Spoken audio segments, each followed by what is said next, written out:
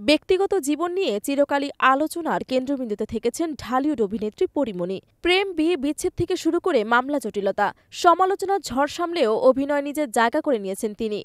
এবার আবারও নেটিজেনদের নজরে এলেন এক অদ্ভুত মন্তব্য করে। মধ্যরাতে দোলনায় বসে তোলা কিছু ছবি শেয়ার করে নিজেকে বললেন লক্ষ্মী পেঁচা।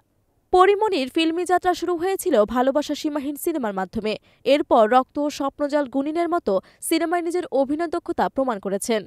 কিন্তু ক্যারিয়ারের চেয়ে বরাবরই বেশি আলোচনায় ছিল তার ব্যক্তিগত জীবন। কখনো রাজের সঙ্গে প্রেম, কখনো মাতৃত্ব, আবার কখনো আইনি ঝামেলায় জড়িয়ে থাকা। সব মিলিয়ে পরীমণি যেন ঢালিউডের কন্ট্রোভার্সি কুইন। সম্প্রতি সামাজিক যোগাযোগ মাধ্যমে মধ্যরাতে কিছু ছবি পোস্ট করেন পরীমণি। সেখানে নিজেকে লক্ষ্মী পেঁচা বলে উল্লেখ করেন। মুহূর্তেই নেটিজেনদের মধ্যে শুরু হয় আলোচনার ঝড়। একজন কটাক্ষ করে লিখেছেন, পেঁচা তো পেঁচাই, পেঁচা আবার লক্ষ্মী হয় কিভাবে? তবে ভক্তদের প্রশংসারও কমতি ছিল না। কেউ লিখেছেন, নাম যেমন পরী, তেমনি সে সত্যিকারের রূপকথার রাজকন্যা। পরীমণির উত্থান রাতারাতি হলেও তার ক্যারিয়ার ছিল রোলার কোস্টারের মতো। বিতর্কের ছায়া কখনো তাকে গ্রাস করেছে, কখনো তিনি সেগুলোকে পুঁজি করেই এগিয়ে গেছে।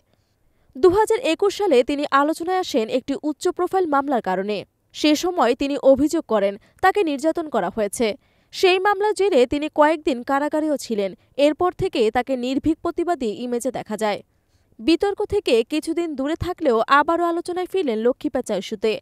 পরীমণি এখন ব্যস্ত তার নতুন সিনেমা ডোডোর গল্প নিয়ে। ব্যক্তিগত জীবনে ছেলেকে সময় দিচ্ছেন, আবার পেশাগত জীবনেও ফিরছেন। তবে প্রশ্ন একটাই, এই লক্ষ্মী পেঁচা কি ভবিষ্যতে নতুন কোনো কেলেঙ্কারির জন্ম দেবে, নাকি সত্যি ক্যারিয়ারে নতুন মোড় আনবে? এক কথায় পরীমণি মানেই বিতর্ক, আর বিতর্ক মানেই ভাইরাল।